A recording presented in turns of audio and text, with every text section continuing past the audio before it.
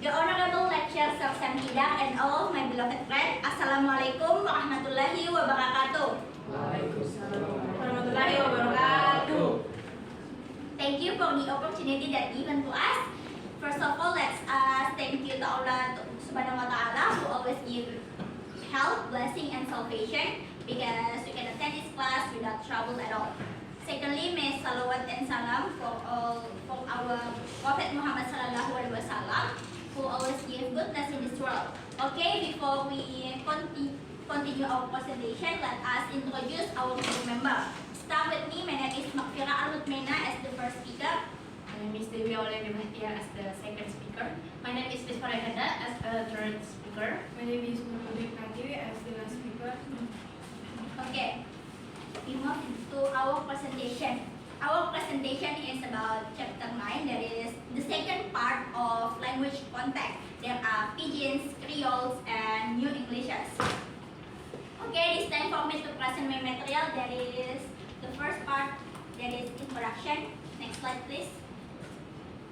Oke, pada bab ini tema kontak bahasa kembali dilanjutkan. Tapi sebelum itu saya ingin mengingatkan kembali apa itu kontak bahasa. Jadi kontak bahasa atau sentuh bahasa atau bahasa pergaulan adalah saling pengaruhnya antara dua atau lebih bahasa yang saling tidak dimengerti sehingga memunculkan bahasa baru. Nah, sebagai contoh pada masa kolonial itu kita tidak dapat mempertahankan 100% bahasa nenek moyang kita ataupun beralih ke bahasa kolonial. Jadi sebaliknya kita membuat bahasa baru yang disebut dengan pidgins dan creole.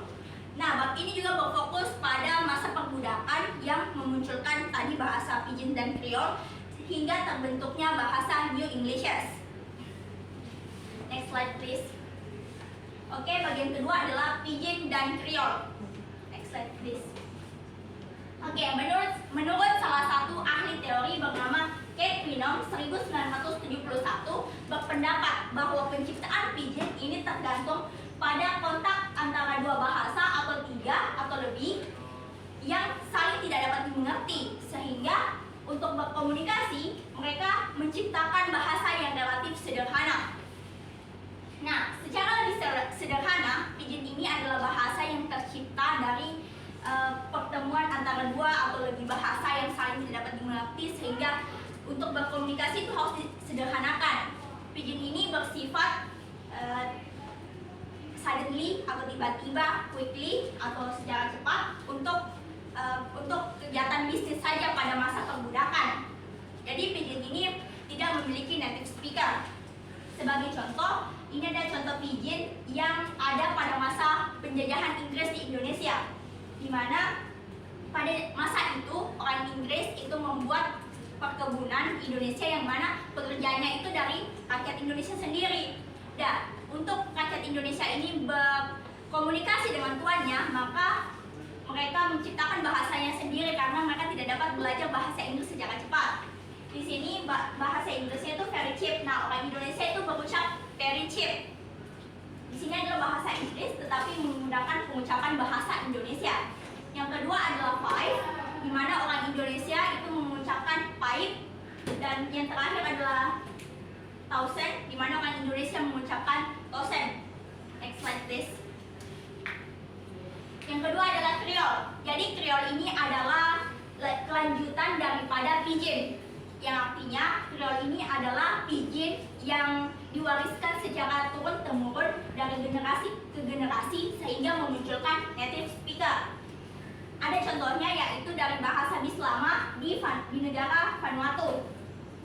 Di sana itu bahasa Inggris, this is my house. Di bahasa Vanuatu mereka mengatakan hem ya house belong me, yang artinya dalam kita dengar dalam bahasa fonologi yaitu him here house belong me.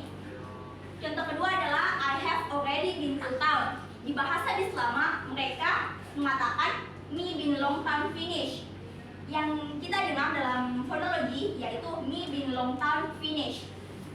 Adapun bahasa Papua Nugini yang sekarang telah menjadi Creole yang disebut dengan Creole Talk Pisin. Adapun contohnya adalah sebagai berikut. Yang pertama adalah no good, yang bahasa Inggrisnya itu no good yang artinya tidak bagus. Yang kedua adalah bahasa Papua New Guinea adalah bye-bye, yang dalam bahasa Inggris adalah bye and bye yang artinya segera. Adapun yang ketiga adalah kill him, dalam bahasa Inggris itu kill him yang artinya bunuh dia. Dan yang terakhir adalah me cook his rice yang dalam bahasa Inggris adalah I cook rice yang artinya saya memasak nasi. Next slide please. Oke, historical background atau latar belakang sejarah. Banyak perbudakan yang terjadi di seluruh penjuru dunia, tapi buku ini berfokus pada perbudakan yang terjadi di dunia baru. Jadi perbudakan yang terjadi di dunia baru ini adalah pemindahan secara paksa budak Afrika ke Karibia atau Amerika bagian selatan pada abad ke-17 sampai pertengahan abad ke-19. Ini orang Eropa membuat koloni di dunia baru ini. Mereka membuat perkebunan yang berpusat pada teh dan tembakau. Adapun bentuk perbudakan yang mereka lakukan yaitu dari sektor ekonomi, perkebunan, dan penggunaan tenaga kerja impor secara massal atau berskala besar. Next slide please. Yang kedua adalah the Silk Triangle, adalah segitiga perdagangan. Sistem ini melibatkan perbudakan dan perdagangan yang dilakukan oleh Eropa yang melibatkan Eropa sendiri, Afrika, dan dan Amerika bagian selatan. Jadi kapal itu akan berangkat dari Eropa, tepatnya di Liverpool, Amsterdam, Bristol, dan Bordeaux menuju ke Afrika bagian selatan.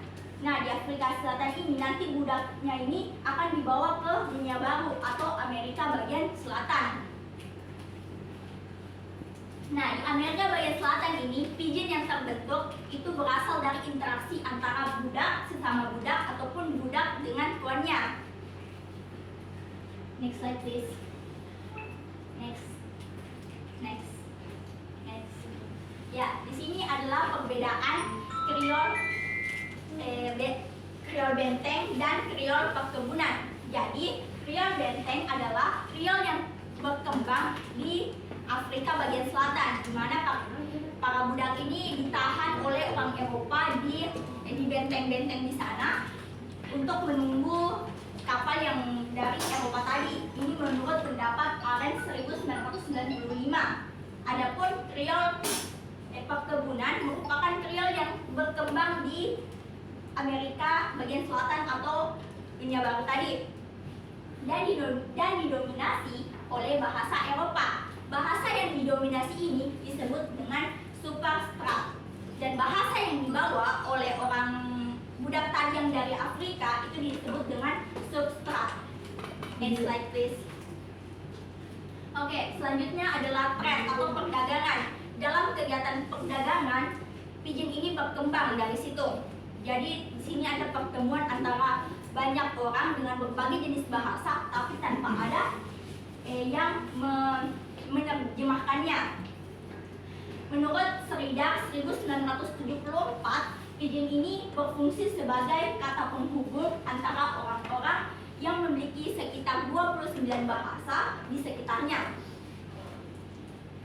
Selanjutnya yaitu European Settlement atau pemukiman Eropa. Jadi orang Eropa tadi ini membuat pemukimannya di dunia baru. Jadi disitulah terbentuk pidgin antara orang Eropa tadi dengan penduduk dunia baru. Next slide please. Yang selanjutnya adalah perang atau war. Di sini adalah perang Amerika yang terjadi di Asia, seperti yang terjadi di Vietnam, Thailand, Jepang, Korea. Jadi setelah Perang Dunia Kedua ini telah banyak diproduksi pidgin. Jadi pidgin yang berkembang di Asia ini adalah pidgin yang berasal dari bahasa Inggris, tapi banyak diadopsi dari bahasa lokal. Ini menurut Schumann 1974. Next slide please. Labor migration atau migrasi pekerja. Jadi di sini pada masa penjajahan itu orang dari berbagai daerah, orang dari berbagai etnis itu dapat ditarik dalam suatu lingkungan kerja tanpa adanya paksaan secara langsung. Karena kontak yang terlalu cepat ini, jadi mereka harus sehingga pigeon ini disitulah terbentuknya pigeon dari kontak yang cepat. Dan seperti yang ada tadi di Papua Nugini, terbentuklah pigeon yang dinamakan dengan tok pisin yang sekarang masih ada sampai sekarang, jadi disebut dengan Kriol. Oke, next slide. For the second speaker, time is yours. Okay, next, pigeon structure and theories of their origin. Jadi dibandingkan dengan bahasa penuh, pigeon memang memiliki karakteristik tertentu yang membuatnya lebih mudah untuk dikuasai. Pigeon Panakalo misalnya dulu diajarkan kepada karyawan di beberapa tambang Afrika Selatan dalam waktu sekitar 3 minggu.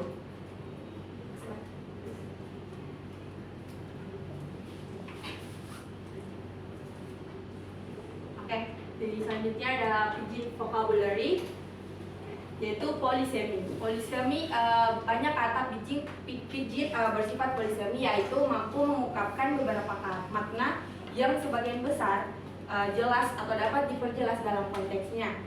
Beberapa contoh mengikuti dari bahasa Inggris, pigeon Cameroon, varietas yang berasal dari Amerika selama era perbudakan.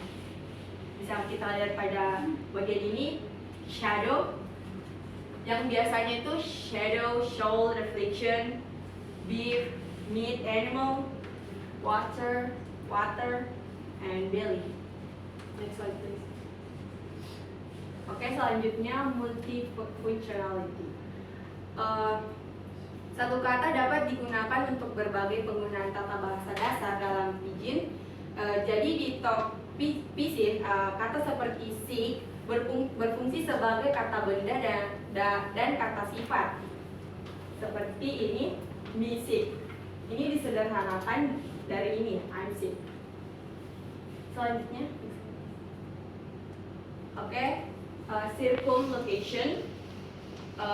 Konsep yang diekspresikan sebagai kata dasar dalam bahasa penuh sering diungkapkan dengan kata-kata yang berbelit-belit atau paraphrase dalam pigeon.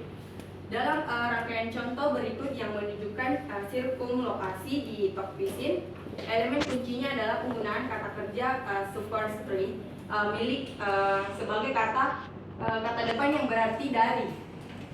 Seperti pada bagian ini, Grace belong face, braid, Grace belong head, hair, Grace belong eyes, eyebrow, Wara belong skin, sweet, Pinga belong lake, to, Bella belong of bottle opener. Next slide please. Compounding atau penggabungan. Abstraksi dalam ditunjukkan dengan peracikan dalam pigeons seperti dalam bentuk of pisin berikut, yaitu big mouth. Let's say literally big mouth. Dry bone. Talkness, literally dry bone.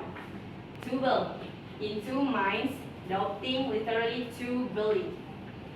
Next slide please. Okay, next, grammatical structure.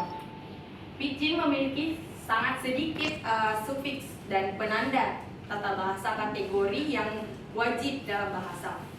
Tense seringkali harus disimpulkan dari konteks di banyak pigeons atau diekspresikan oleh kata keterangan temporal seperti sebelumnya. Hari ini, nanti, by and already. Dalam contoh berikut dari bahasa Inggris pigeon Cina, bentuk lampau ditandai dengan kata keterangan sebelumnya. Next slide please. Okay, theories of the origins of pigeons. Dikelompokkan menjadi 3 jenis, yaitu teori monogenetik, teori pengembangan paralel independen, dan terakhir teori universal linguistik. Oke, monogenesis. Kate Wino pada tahun 1956 dan Taylor pada tahun 1961 menekankan bahwa Portugis adalah penjelajah atau penjajah paling awal di banyak bagian dunia yang mendirikan basis pertama untuk perdagangan dan kerja paksa. Bentuk pidgin bahasa Portugis sendiri diyakini berhubungan dengan sabir atau lingua franca. Next slide please. Independent parallel development. Para ahli lain percaya bahwa pidginisasi dan kreolisasi terjadi di tempat yang berbeda-beda pada waktu yang berbeda-beda. Tetapi dalam keadaan paralel yang menghasilkan hasil yang serupa. Untuk satu hal, bahasa-bahasa Eropa yang dominan tidak berbeda dalam struktur. Dan yang terakhir, linguistic universal. Pendekatan ketiga mencoba untuk mengklarifikasi kesamaan yang mendasari semua pidgins terlepas dari kekhasan situasi yang memunculkannya. Ini menekankan sebaiknya keterampilan linguistik yang melekat pada semua manusia. That's all. Thank you. Okay, next slide please. For the third speaker, time is yours. Thank you for the opportunity. Struktur Creole dan teori asalnya. Kreolisasi melibatkan perluasan pidgin yang sudah ada sebelumnya. Komunitas Creole membutuhkan bahasa untuk mencakup semua aspek keberadaannya, bukan hanya kata-kata yang terkait dengan domain tertentu seperti perdagangan atau pekerjaan. Singkatnya ini, kreolisasi mengubah pidgin menjadi bahasa yang lengkap. Pada dasarnya tidak dapat dibedakan dari bahasa non-Creole dalam kapasitas tata bahasa dan semantiknya.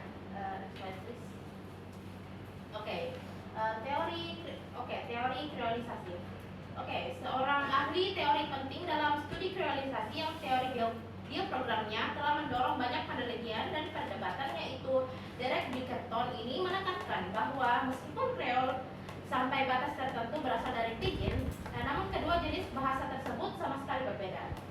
Pidginisasi adalah pembelajaran bahasa kedua dengan masukan yang terbatas, sedangkan kreolisasi adalah pembelajaran bahasa pertama atau bahasa ibu dengan masukan yang terbatas. Sebagian besar argumen Bickerton adalah bahasa Creole yang dia pelajari semuanya serupa dalam struktur, terlepas dari keragaman bahasa yang digunakan dalam pembuatannya. Oleh karena itu, kemungkinan merupakan kandidat untuk tata bahasa alami yang terkandung dalam bioprogram. Tiga fitur tersebut diuraikan pada slide berikut. Next slide please. Yang pertama itu multiple negation. Multi-negation adalah kehadiran lebih dari satu kata negatif dalam kalimat tertentu. Bahasa Creole lebih menyukai sistem yang menandai negasi di sebanyak mungkin dalam sebuah kalimat. Hal ini berbeda dengan aturan dalam bahasa seperti standar bahasa Inggris yang biasanya menandai hanya sekali kata negatif dalam sebuah kalimat. Contohnya itu no dog, bite, no cat, yang pada bahasa Inggris standarnya itu hanya satu kata negatif, yaitu no dog, bite a cat. Next slide please. Yang kedua itu zero copula. Istilah copula ini mengacu pada kata kerja be dalam banyak bentuknya, seperti am, is, or, was, dan were. Sebelum kata sifat, preposisi atau kata benda. Zero copula ini adalah penghilangan bentuk kata kerja be. Contohnya itu hobby, cold, yang pada bahasa Inggris standarnya itu hobby is cold. Next slide please. Reduplication. Dalam pidgin dan Creole yang diperluas, pengulangan akar dapat digunakan secara produktif untuk menambahkan makna yang terkait dengan intensitas, pluralitas, durasi, dan frekuensi. Contohnya itu pada plain yang artinya itu lovely, kalau didobelkan itu menjadi vain, yang artinya really lovely. Begitu juga dengan big yang artinya tetap big, tapi kalau didobelkan big berarti very big. Next slide please.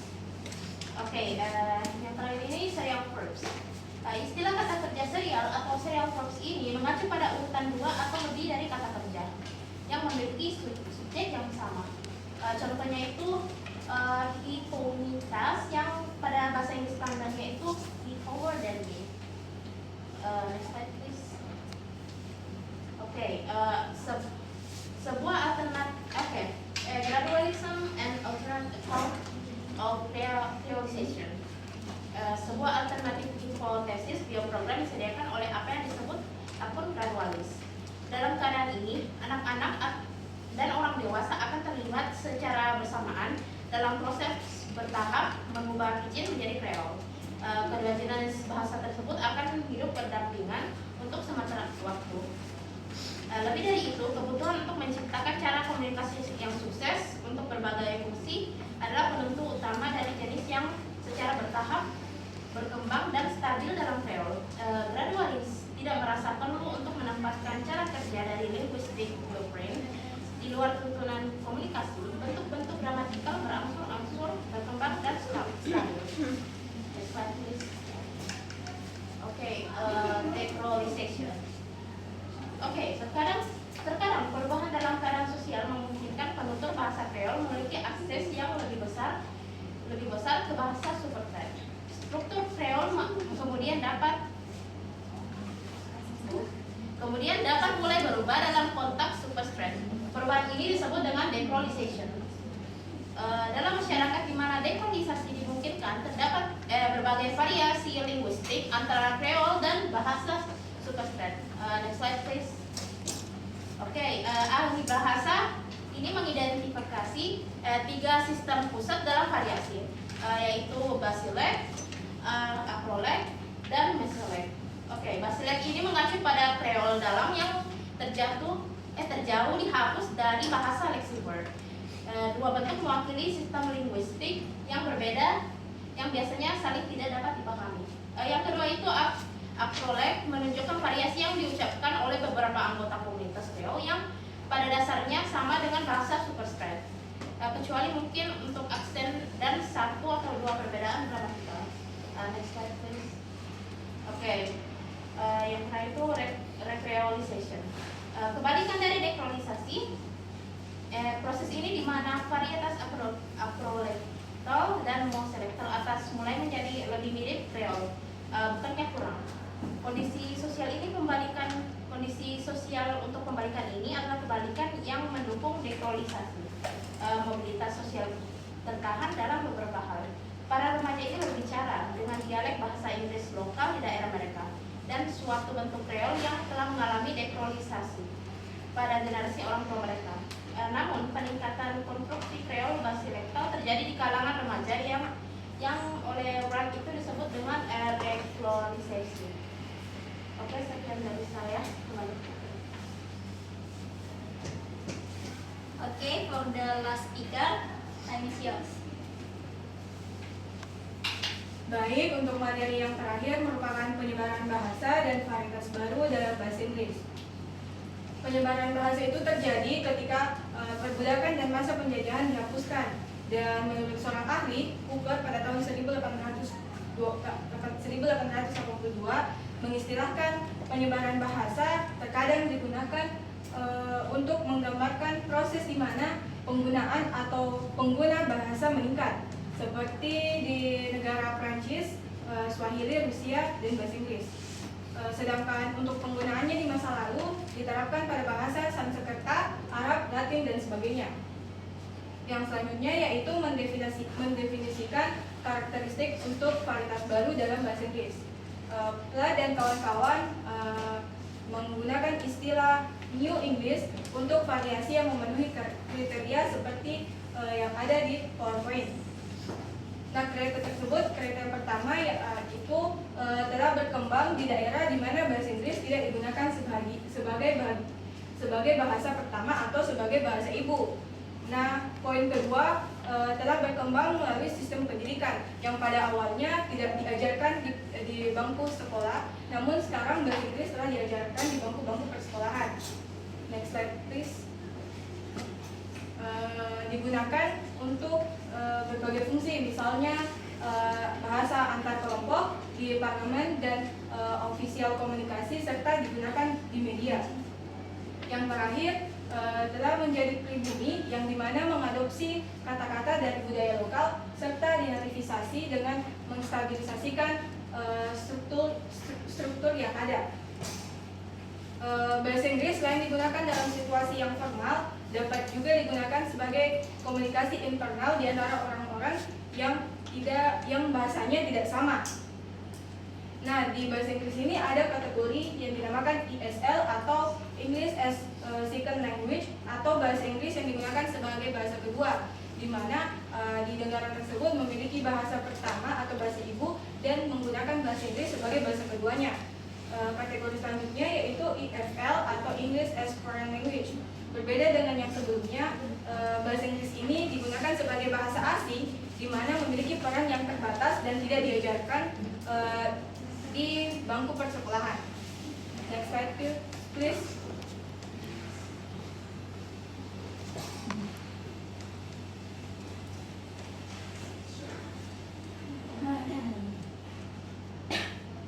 Nah, beberapa cendekiawan, terutama Pla dan kawan-kawan, mengutip beberapa kesamaan yang tersebar luas di bahasa Inggris baru. Yang pertama adalah copy pronoun. Seperti contoh yang ada di buku, dalam konstruksi copy pronoun ini, frasa kata benda pertama dan klausa diulang atau disalin sebagai kata ganti, terutama di beberapa kontras atau penekanan. Contohnya seperti kalimat my daughter, she is attending the University of Nairobi. Non phrase yang pertama itu adalah my daughter dan diulang di kalimat selanjutnya, namun diganti menggunakan pronoun she. Poin yang lainnya yaitu inferent text, atau bisa dibilang pernyataan singkat yang sering terdapat di akhir kalimat dalam suatu kalimat, yang dimana mengubah pernyataan menjadi pertanyaan, dan pertanyaan ini untuk meminta penegasan kembali atau persetujuan. Contohnya seperti yang ada di buku di kalimat the Sri Lankan girl has won the competition, hasn't she? Nah, dalam kalimat ini klausa utamanya itu the Sri Lankan girl has won the competition, dan subjeknya itu the Sri Lankan girl, namun di akhir kalimatnya itu diganti menggunakan pronounnya itu adalah she. Nah, kalimat ini memiliki auxiliary berupa kata has yang akan disalin atau digunakan dalam teks, namun dalam bentuk negatifnya yaitu hasn't. Jadi penggunaan inferent text ini sesuai dengan gramatikal yang ada, namun auxiliary atau kata kerja bantunya harus selalu dalam bentuk negatif. Sekarang untuk menghindari kerumitan dalam ilustrasi tersebut, beberapa New English telah mengembangkan aturan bahwa hanya ada satu bentuk inferent text seperti kata no, not so, and isn't it. Nah, yang selanjutnya yaitu double marking of clauses atau penandaan klausa, di mana penandaan klausa ini terdapat di kalimat yang memiliki dua klausa, terutama di klausa adversatif. Nah, klausa adversatif ini klausa yang memiliki dua kalimat atau dua klausa, yang dimana klausa satunya itu memiliki hubungan yang berlawanan dengan makna klausa yang lainnya. Next slide please. Yang selanjutnya yaitu kontroversi di studi bahasa Inggris baru. Nah, dalam studi ini terdapat tiga pendapat yang saling kontroversi. Nah, yang pertama itu Braj Kachru. Dia berpendapat bahwa bahasa Inggris di India itu telah menjadi bagian dari konteks sosial kultural. Nah, dia juga menciptakan istilah nativisasi untuk proses pengubahan bahasa, yang dimana yang tadinya bahasa itu asing sekarang menjadi bahasa daerah yang bernuansa lokal. Namun pendapat Braj Kachru ini dibantah oleh Rajendra Singh. Rajendra Singh berpendapat bahwa bahasa Inggris asli atau varietas bahasa Inggris yang dipelajari sebagai bahasa pertama dituturkan oleh sebagian besar oleh monolingual, sementara daerah yang dimana bahasa Inggris baru berkembang disebut oleh multi bahasa. Nah, argumen yang ketiga tidak setuju dengan kedua pendapat di atas. Dia mengatakan bahwa untuk mengatakan nativisasi atau mencirikan nativisasi seperti yang dilakukan oleh Kachru itu merupakan suatu hal yang tidak akurat, dan Probal Dasgupta ini mengatakan bahwa bahasa Inggris di India belum benar-benar menembus atau belum pernah mampu memasuki mendominasi budaya yang ada di India. Next slide please. Variasi dalam bahasa Inggris baru. Yang poin pertama itu bahasa Inggris baru memiliki bentuk yang dekat dengan bahasa Inggris satu atau the first language yang didapatkan dari mantan penjajah atau di masa penjajahan dalam bentuk struktur dan pragmatisme ini aksennya lebih rendah. Dan poin yang kedua yaitu varietas menunjukkan perbedaan terbesar di norma language the first language yang pada awalnya merupakan karakteristik pengguna yang memiliki kesempatan terbatas untuk mempelajari dan menggunakan bahasa sejarah atau bahasa kolonial. Nah, varietas yang terakhir itu menunjukkan tingkat kesetaraan yang menengah terhadap target norma bahasa dan kemahiran the first language. Next slide please. Poin yang terakhir yaitu globalisasi dan ekspansi bahasa Inggris lebih lanjut. Nah, pada gambar tersebut ketiga model lingkaran itu dibuat oleh Brush Kachru, yang dimana yang pertama adalah inner circle atau lingkaran dalam, yang berarti wilayah di mana bahasa Inggris berkembang atau menjadi bahasa ibu yang dominan, seperti di negara Inggris, Amerika Serikat, Kanada, Australia, dan lain-lain. Nah, yang kedua adalah outer circle atau lingkaran luar, yang dimana wilayah atau tempat bahasa tersebut menyebar melalui kolonialisme atau pada saat masa penjajahan. Nah, yang terakhir lingkaran perluasan atau expanding circle. Nah, expanding circle ini wilayah atau tempat di mana bahasa menyebar melalui globalisasi yang jumlahnya tidak signifikan. Saya kira itu materi dari saya kembalikan ke moderator. Okay, that was the explanation for our group. Next we move to Q&A session. Who want to ask our question, please raise your hand.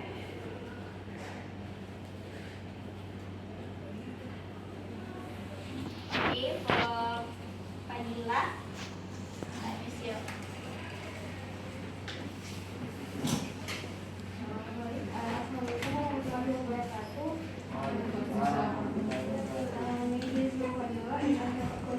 My question is, pada slide 12 tadi terdapat kata substrate, language, and substrate.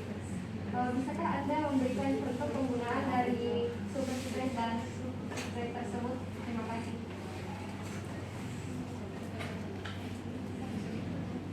Oke, kami membatasi pertanyaan untuk sesi pertama itu hanya berjumlah 3 pertanyaan saja. Jadi untuk 2 penanya selanjutnya, please raise your hand. Oke, for Bunyani.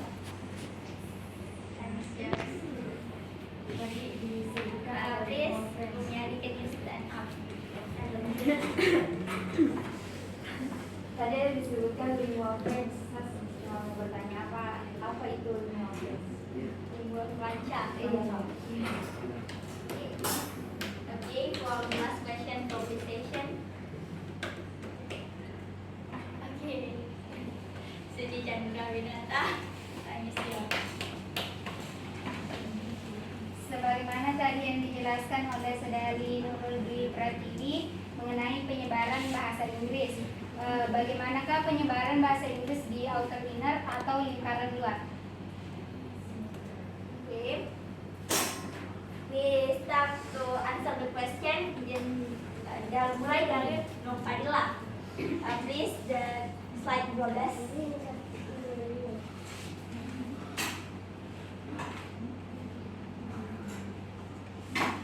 Oke, di sini ada kata superstrate dan substrate. Contohnya yaitu tadi seperti penjajahan yang dilakukan oleh Inggris di Indonesia. Di sini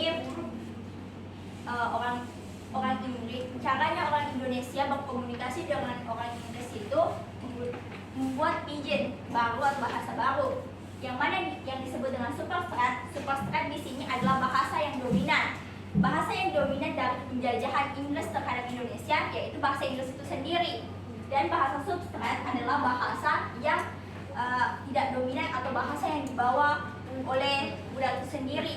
Dalam hal ini yang menjadi bahasa substrat dalam penjajahan Inggris terhadap Indonesia, yaitu bahasa Indonesia sendiri. Contohnya yang tadi, orang Inggris berkata very cheap, dan orang Indonesia membuat pidginnya sendiri yang mengatakan very cheap. Jadi itu adalah bahasa Inggris yang diucapkan dengan cara pengucapan bahasa Indonesia. Jadi superstratnya adalah bahasa Inggris dan substratnya adalah bahasa Indonesia, atau cara pengucapan bahasa Indonesia. Okay, for the second question, pertanyaan dari ini akan dijawab oleh Dewi Aulia. Ya. Baik, tadi pertanyaannya apa yang dimaksud dengan lingua franca? Nah, jawabannya dalam kasus mereka yang menerima kebangsaan baru, mereka memerlukan lingua franca ini untuk meningkatkan komunikasi nasional. Lingua franca ini merupakan salah satu istilah linguistik yang berarti bahasa yang digunakan sebagai sarana komunikasi antara kelompok yang memiliki atau yang berbeda. Contoh lingua franca ialah berbahasa Inggris, Prancis, Swahili, dan Hindi. Thank you. Okay, for the last question in this session, pertanyaan dari Suci akan dijawab oleh Nur Dwi Pratiwi. Baik, pertanyaan dari Suci yaitu bagaimana penyebaran bahasa Inggris di luar lingkaran atau outer circle terjadi. Penyebaran bahasa Inggris di lingkar luar sebagian besar terjadi sebagai akibat dari penjajahan oleh negara-negara yang berbahasa Inggris. Nah, di beberapa negara seperti Nigeria dan India, yang dimana dia di bawah kekuasaan kolonial bahasa Inggris yang berkembang sebagai bahasa kedua elit, maka hanya sebagian besar kecil masyarakatnya yang menguasai bahasa Inggris. Sedangkan di negara-negara lain seperti Barbados dan Jamaika, menurut mereka perdagangan budak memiliki dampak yang signifikan terhadap keragaman bahasa Inggris yang digunakan, sehingga menghasilkan perkembangan Pidgin dan Creole yang berbasis bahasa Inggris. Oke, karena pertanyaan sesi 1 sudah terjawab semua, maka pertanyaan untuk sesi 2 kami buka. Who want to ask question, please raise your hand. Rizka Handayani. Silakan. Assalamualaikum warahmatullahi wabarakatuh. Assalamualaikum warahmatullahi wabarakatuh. I'm Rizka Handayani from Group 1. Ingin bertanya, apa perbedaan antara Pidgin dan Creole? Bisa Anda jelaskan lebih ringkas? Yes. Oke. Sebelum kita lanjut ke next question, saya akan menjawab pertanyaan dari Rizka. Jadi perbedaan antara Pidgin dan Creole. Jadi Pidgin adalah bahasa yang terbentuk setelah adanya pertemuan antara dua bahasa atau lebih yang saling tidak dapat mengerti antara satu bahasa lain dan bahasa yang satunya. Maka mereka berdua untuk berkomunikasi ini membentuk bahasa yang relatif lebih sederhana. Dan contohnya tadi itu yang di Indonesia dan Inggris, kan orang Indonesia ini tidak dapat berbicara bahasa Inggris, jadi mereka menyederhanakan bahasa Inggris ini tapi dengan cara pengucapan bahasa Indonesia. Seperti tadi very cheap, orang Indonesia bilang very cheap. Bahasa Inggris tapi disederhanakan, pakai caranya mereka berbicara. Adapun Creole ini adalah Pidgin, tapi Pidgin yang berkembang atau diteruskan dari generasi ke generasi sehingga Pidgin ini ada penutup pertamanya. Seperti tadi bahasa dari Papua Nugini, yaitu Tokpisin yang itu Pidgin dari masa perbudakan tapi berkembang sampai sekarang sehingga dinamakan Creole. Yang seperti contohnya ada no good yang dari bahasa Inggris no good yang artinya tidak bagus. Ibu kiss rice, I cook rice yang artinya saya memasak nasi. Oke, bagaimana? Thank you for the answer. Okay, for the next question. Nafa, terima kasih atas kesempatannya. Jadi saya Nafa Anastasia dari kelompok 8. Pertanyaan saya, apa yang dimaksud dengan decolonization dan apa saja variasi linguistik antara bahasa Creole dan bahasa Super State? Terima dari Nafa ini akan dijawab oleh Rizfa. Ada yang Rahayu Herda. Oke, baik. Terima kasih atas jawaban. Terima kasih atas pertanyaannya. Oke, dekrolization atau dekrolisasi ini adalah sebuah perubahan dalam keadaan sosial yang memungkinkan penutur bahasa Kreol memiliki akses yang lebih besar ke bahasa superstar. Struktur Kreol itu pun kemudian dapat mulai berubah dalam konteks superstar. Untuk variasi linguistik antara bahasa Kreol dan bahasa superstar itu menurut para ahli ada 3, yaitu Basilek, Aprolek, dan Mesolek. Okay. Who want to ask question? Ya, Sakina, I miss you. Baik, pertanyaan saya dalam poin-poinnya tadi di bagian language and new variants of English tentang definition characteristic of new variants of English, yaitu public noun. Bisakah kalian menjelaskan bagi itu lebih lagi dan tolong berikan contoh penggunaannya? Terima kasih.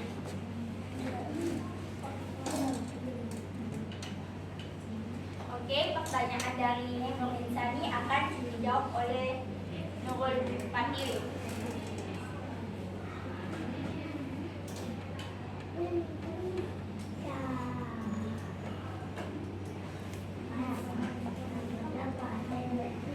Baik, untuk penjelasan kopi pronoun ini maksudnya di sini mengubah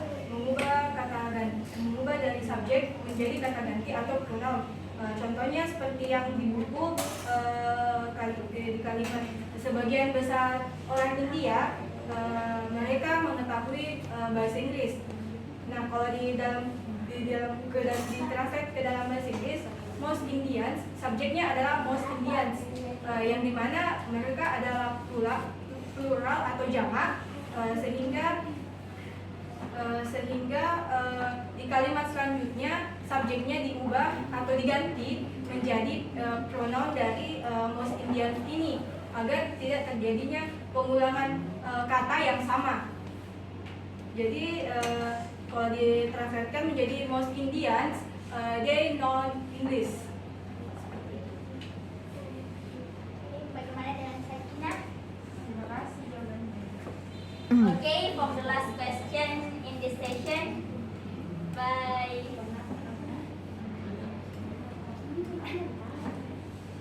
Kaida.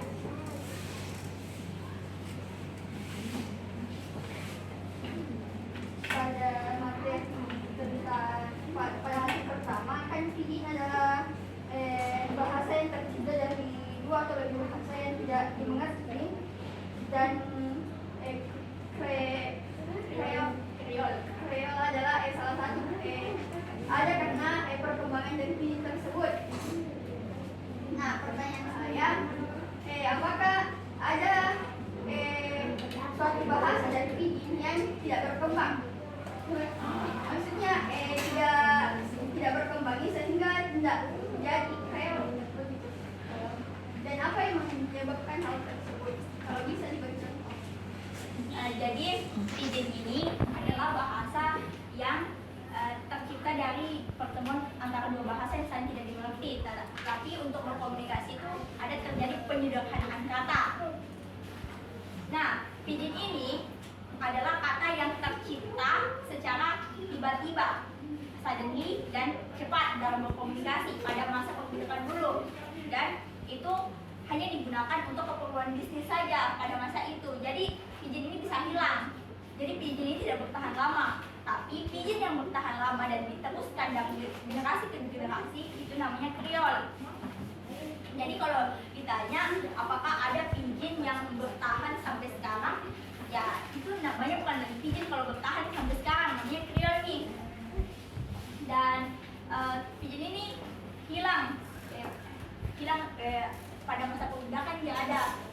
Jadi seperti tadi kalau pidgin yang bertahan itu contohnya kayak bahasa dari Papua Nugini tadi. Ya itu. Okay, because all of the question have have been answered, that indicates the end of our presentation. I close this presentation by saying Assalamualaikum warahmatullahi wabarakatuh. Waalaikumsalam warahmatullahi